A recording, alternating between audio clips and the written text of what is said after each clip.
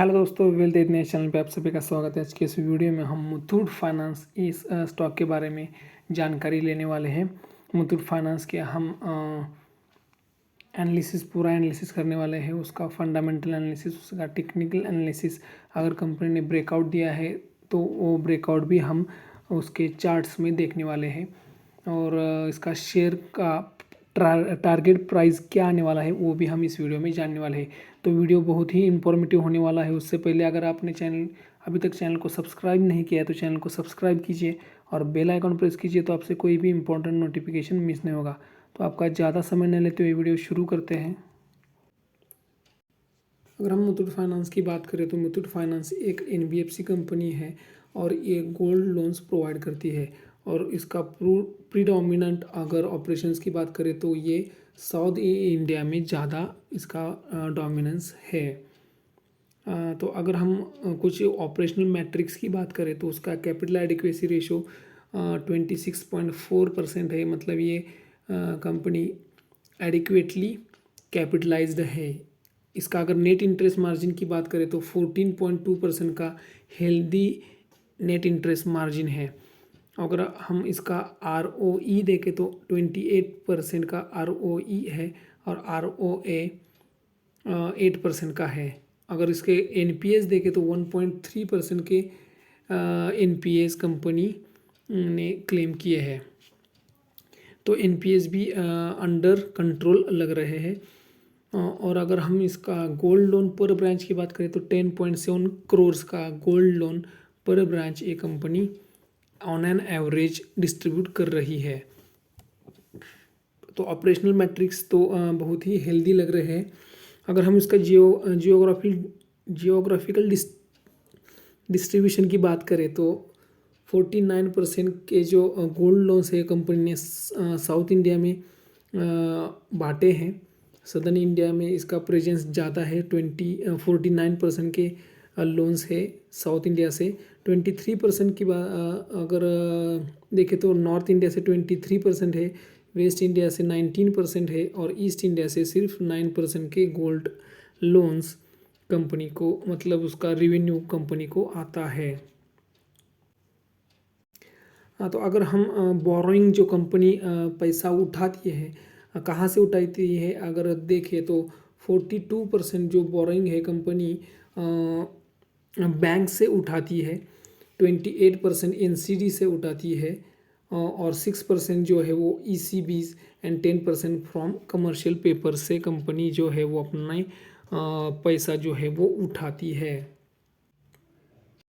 अगर हम fundamental analysis में आगे देखें तो अगर हम इसके रेवेन्यू फ्रॉम ऑपरेशंस की बात करें तो रेवेन्यू फ्रॉम ऑपरेशन जो है वो 10,500 करोड़ का रहा था दिस क्वार्टर में, जो वन ऑफ द हाईएस्ट है। इसका ऑपरेटिंग प्रॉफिट जो है, फाइनेंसिंग प्रॉफिट फ्रॉम ऑपरेशंस अगर देखें तो 4696 करोड़ का है, वो भी इम्प्रूव होता हुआ दिख रहा है। और अगर इसका प्रॉफिट बिफोर टैक्स की बात करें तो 4666 करोड़ का नेट प्रॉफिट बिफोर टैक्स है और नेट प्रॉफिट अराउंड 35,000 करोड़ के आसपास है।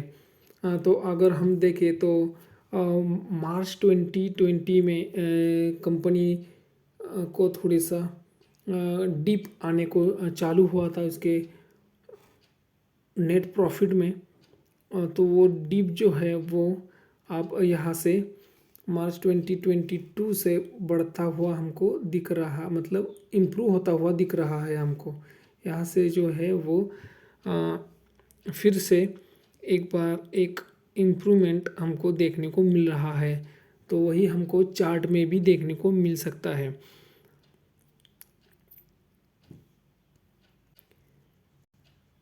अगर हम क्वार्टर ऑन क्वार्टर बेसिस पे देखें तो जो वन ऑफ द हाईएस्ट जो प्रॉफिट कंपनी ने दिखाया था वो दिसंबर 2021 में दिखाया था। तो ऑलमोस्ट उसी लेवल का प्रॉफिट सितंबर 2023 में कंपनी दिखाती हुई दिख रही है। और यहाँ से एक रिवर्सल प्रॉफिट में बहुत अच्छा तगड़ा रिवर्सल मुझे यहाँ से दिख रहा है। क्योंकि अगर आप देखोगे तो जो गोल्ड की प्राइजेस है वो टॉप पे है, 63,000 के आसपास गोल्ड ट्रेड कर रहा है। और अगर हम देखें तो कंपनी जो पैसा उठाती है वो बैंक से उठाती है, और जो इंटरेस्ट साइकिल जो है वो इंटरेस्ट जो है वो अपने पीक पे लग रहे हैं। यहाँ से इंटरेस्ट जो है वो डिप होने के चांसेस बहुत ज़्यादा है।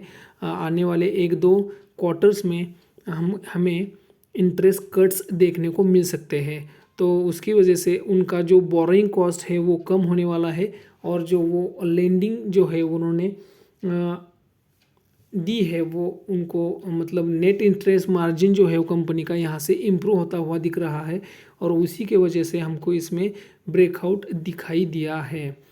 तो मैं उसको आपको चार्ट पे भी दिखाऊंगा। अगर हम हिस्टोरिकल वैल्यूएशंस की बात करें तो हिस्टोरिकल मीडियन पी रेशो की अगर बात करें तो मीडियन पी रेशो जो है वो 13.2 का है, और वहाँ से हमको थोड़ा सा अभी करंट वैल्यूएशन जो है वो ऑलमोस्ट 15 के पी पे कंपनी ट्रेड कर रही है, और हिस्टोरिकल वैल्यूएशन से थोड़ा सा ज़्यादा वैल्यूएशन अभी करंटली दिख रहा है।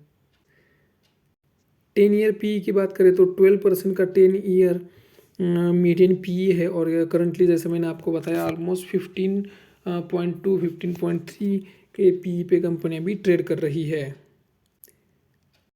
अगर हम प्राइस टू बुक रेशियो की बात करें तो median price to book value जो है वो 2.4 है, वो कंपनी अभी ऑलमोस्ट उसी मीडियन प्राइस टू बुक पे ट्रेड कर रही है। अराउंड 2.5 to 2.6 का प्राइस टू बुक रेशियो हमको दिख रहा है। अगर हम शेयर होल्डिंग पैटर्न की बात करें तो प्रोमोटर्स के पास